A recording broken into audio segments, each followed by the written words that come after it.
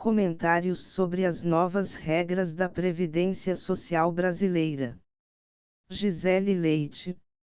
Resumo: é uma das principais modificações trazidas pela reforma de 2019 fora a exigência de idade mínima, além de tempo de contribuição, para o pedido de aposentadoria.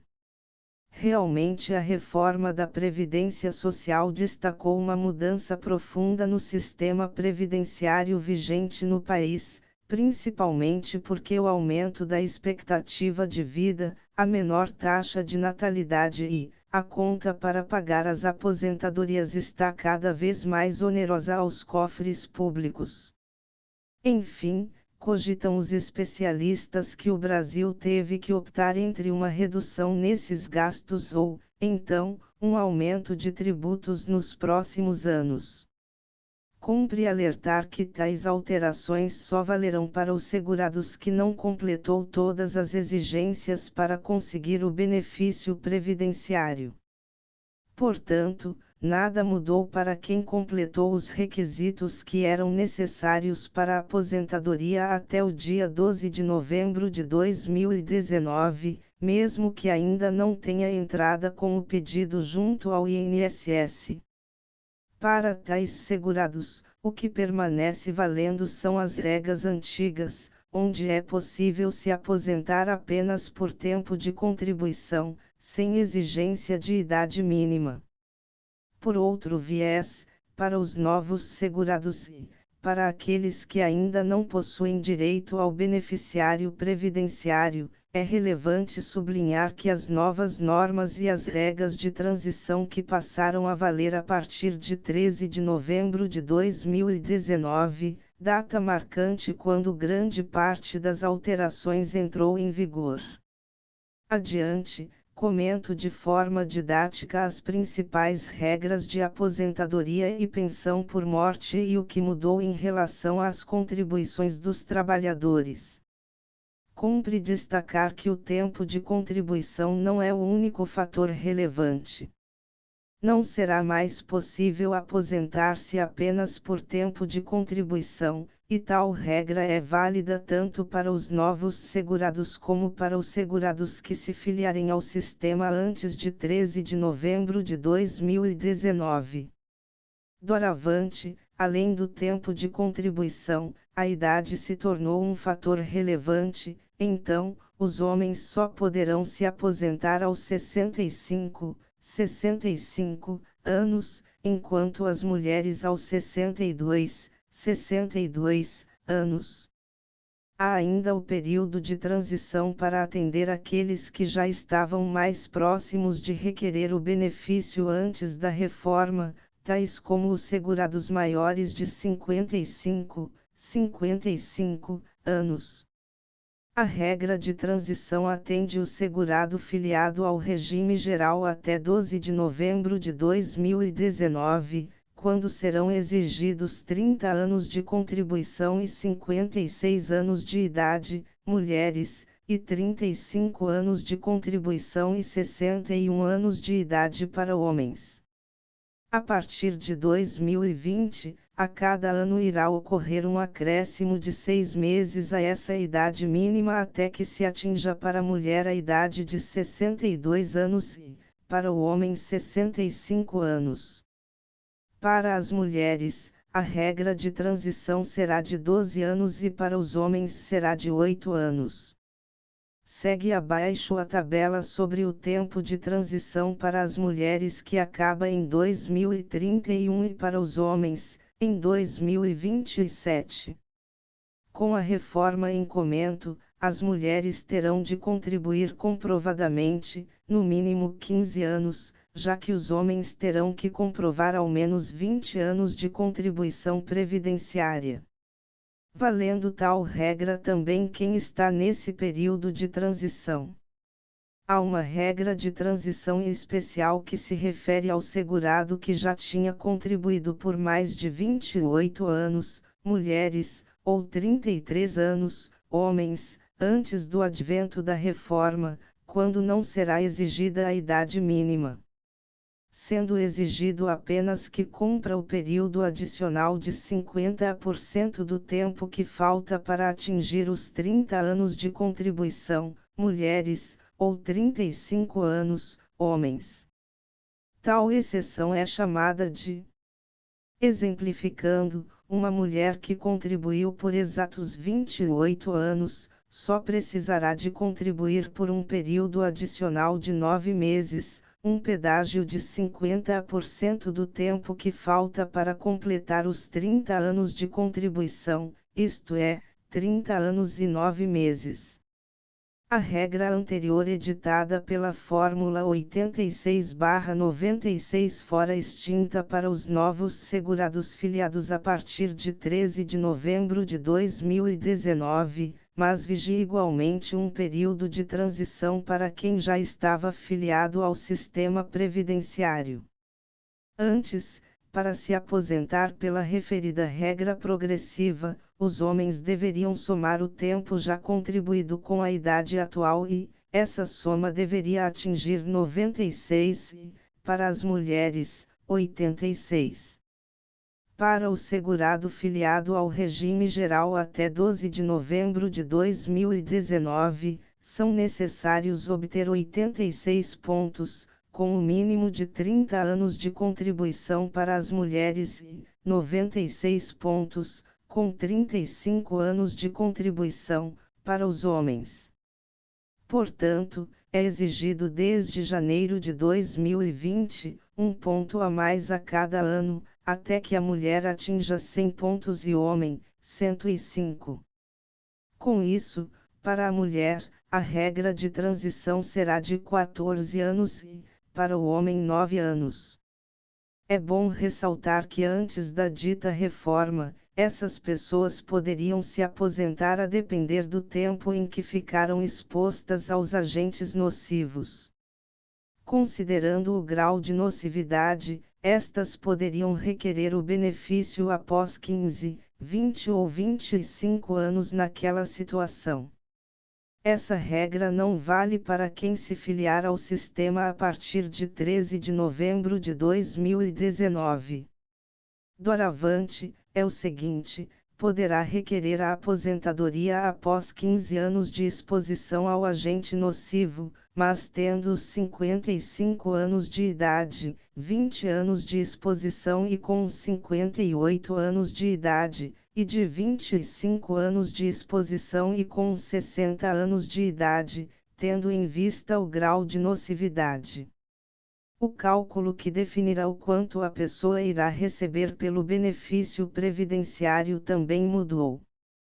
Antes, 20% dos salários mais baixos de um contribuinte não entravam nesse cálculo.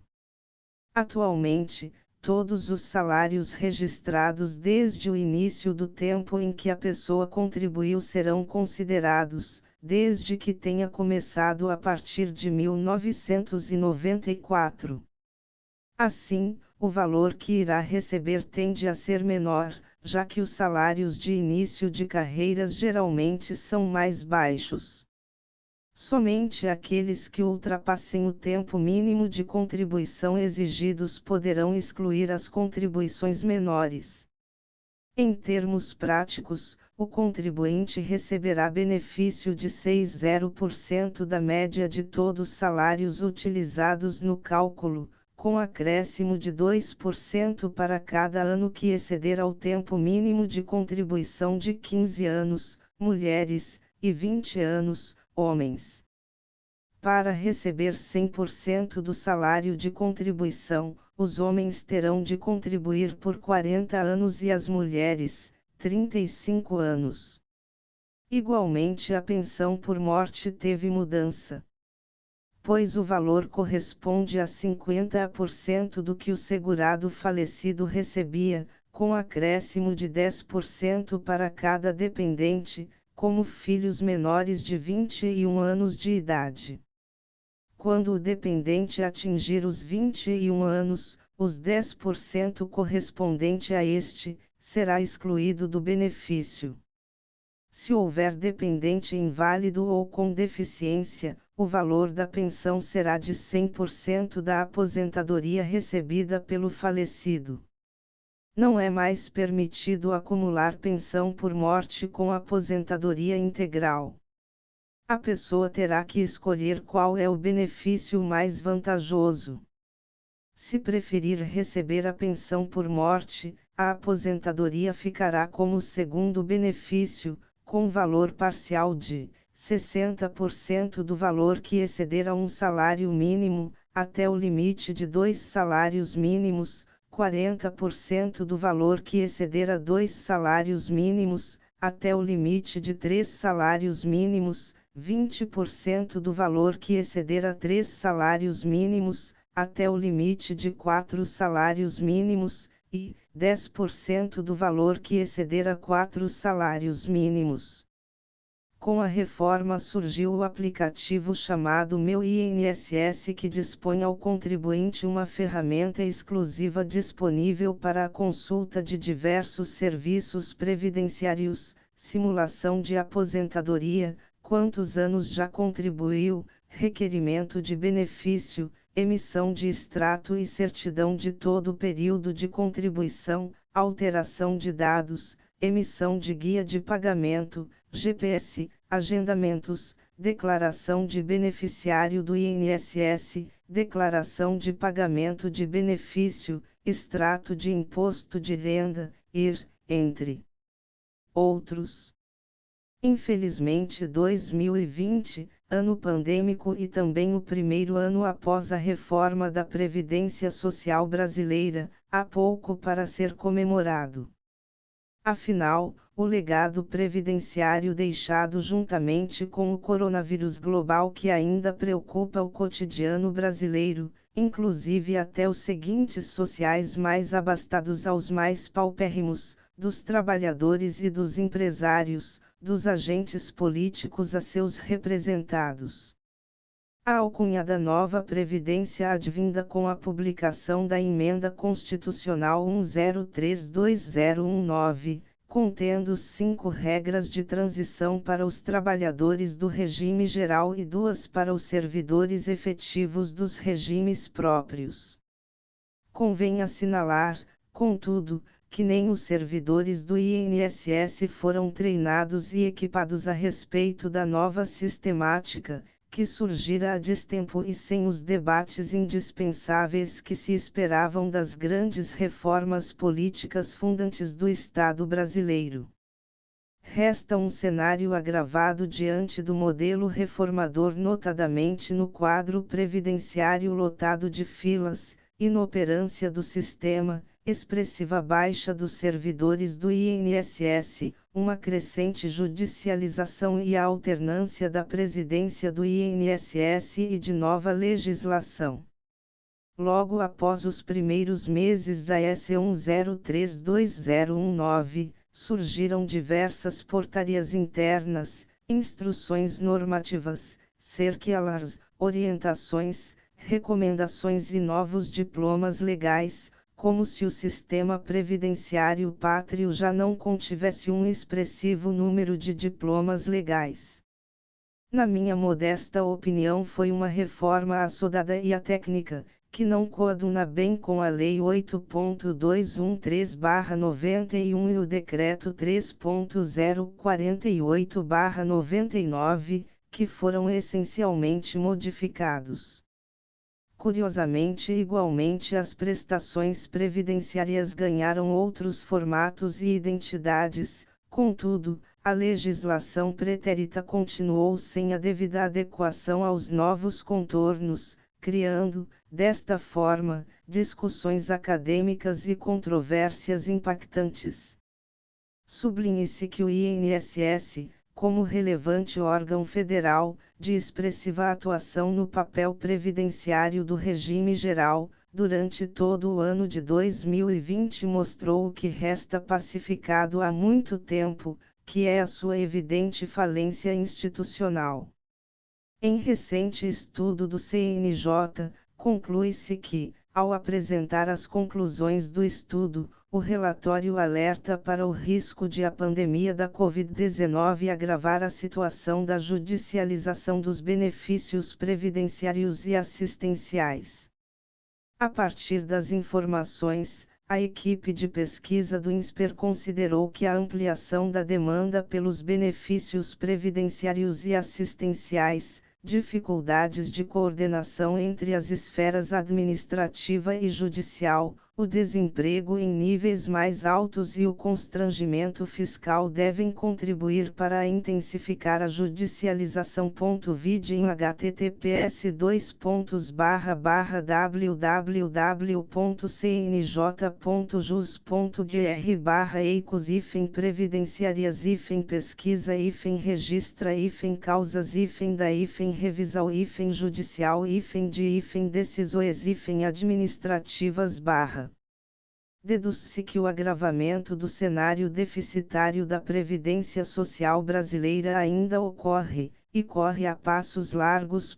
A Emenda Constitucional 103219 alterou a concessão e o cálculo de diversos benefícios custeados pela Previdência Social brasileira, como a aposentadoria por invalidez, que recebeu a alcunha de aposentadoria por incapacidade permanente.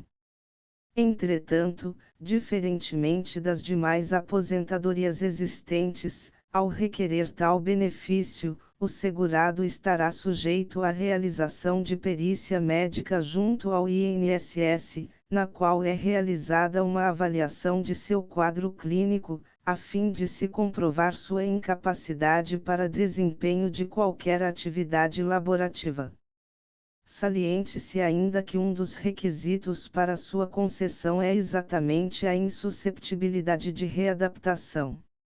No que se refere ao cálculo do benefício, cumpre destacar que antes da reforma da Previdência, a aposentadoria por invalidez possuía um valor de benefício, RMI, mais vantajoso, que consistia em uma renda mensal correspondente a 100% do salário de benefício, não tendo valor inferior ao salário mínimo, nem superior ao limite máximo do salário de contribuição, conforme prevêem os artigos 33 e 34 da Lei 8.213/91. Todavia, com a reforma, deu-se nova metodologia de cálculo que corresponde a 60% do salário do benefício com acréscimo de 2 pontos percentuais para cada ano de contribuição. Porém, tal situação não se aplica nos casos em que a incapacidade for em decorrência de acidente de trabalho, de doença profissional ou doença do trabalho a este equiparada, conforme prevê o artigo 26 da referida Emenda Constitucional, que estabelece que um valor de RMI integral, ou seja, correspondendo a 100% do salário de benefício. A comentada disposição nos conduz a uma contradição dentro do ordenamento jurídico previdenciário. Porque, tendo em vista que a Emenda Constitucional 103 não dispôs expressamente sobre as alterações na forma de cálculo do auxílio-doença, que também ganhou nova alcunha de auxílio por incapacidade temporária, em tese, a metodologia do cálculo deste benefício continua utilizando a média de 80% maiores salários de benefício. Dessa forma, em algumas situações, a RMI do benefício de aposentadoria por incapacidade permanente poderá vir a ser inferior ao valor de RMI do auxílio por incapacidade temporária. Eis aí a autêntica contradição. Evidentemente que a aposentadoria por incapacidade permanente, realmente, é benefício concedido por situação mais gravosa, na qual o segurado não poderá permanentemente exercer nenhuma atividade laboral. De sorte que, ter um valor de RMI menor do que o auxílio por incapacidade temporária, cuja proteção abrange uma impossibilidade temporária de exercer atividade laboral, é algo que vai em desarmonia com a lógica do sistema. Assim, tem um valor de RMI menor do que o auxílio por incapacidade temporária, cuja proteção abrange uma impossibilidade temporária de exercer a atividade laboral, é algo que vai em desacordo com a lógica do sistema. Ou seja, a contrição deriva de objetivo fim de cada benefício previdenciário que não corresponde exatamente, nesse modelo, à forma como o sistema jurídico entende que o segurado deve ser protegido. Constata-se uma dissonância das regras contidas nos parágrafos 2º e 6º do artigo 26 da S. 1032/2019 em relação às regras atinentes aos benefícios por incapacidade, pois é possível que em algumas situações até mesmo o titular de aposentadoria por invalidez com acréscimo de 25% pode vir receber valor inferior ao benefício de auxílio por incapacidade temporária, cuja incapacidade tem tese, teria menor grau limitante.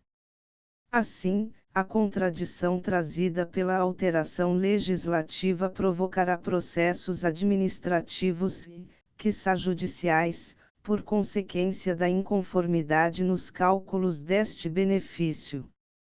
De sorte que a eventual conversão do auxílio-doença em aposentadoria por invalidez passará a ser totalmente prejudicial ao segurado, já que para aqueles que possuem salário de benefício maior que o valor de um salário mínimo, ao buscar a conversão, de pronto, o valor do benefício tenderá a diminuir consideravelmente. Por essa razão, se suscita a inconstitucionalidade desse dispositivo da EC, tendo em vista a violação do princípio da isonomia, da seletividade e, ainda, da irredutibilidade do valor de benefícios previdenciários. Artigo 195 CF/1988, da proporcionalidade e da razoabilidade, sob a regência prioritária da preservação da dignidade humana, que é um dos fundamentos da República Brasileira. Cumpre ainda frisar que em face desse tipo de aposentadoria há a possibilidade de acréscimo de 25% ao valor do benefício em face do segurado necessitar de assistência permanente de outra pessoa, é o chamado auxílio acompanhante. Sobre o tema, o Superior Tribunal de Justiça, a primeira sessão, por maioria decidiu a tese do tema 982 polegadas literis, comprovadas a invalidez e a necessidade de assistência permanente de terceiro, é devido o acréscimo de 25%, previsto no artigo 45 da Lei N. Graus 8.213/91, a todos os aposentados pelo RGPS, independentemente da modalidade de aposentadoria. A mais recente reforma da Previdência Social brasileira continua traduzindo o impasse entre o individualismo e o solidarismo social. Tomara que vençamos e cuidemos de honrar as garantias do texto constitucional vigente.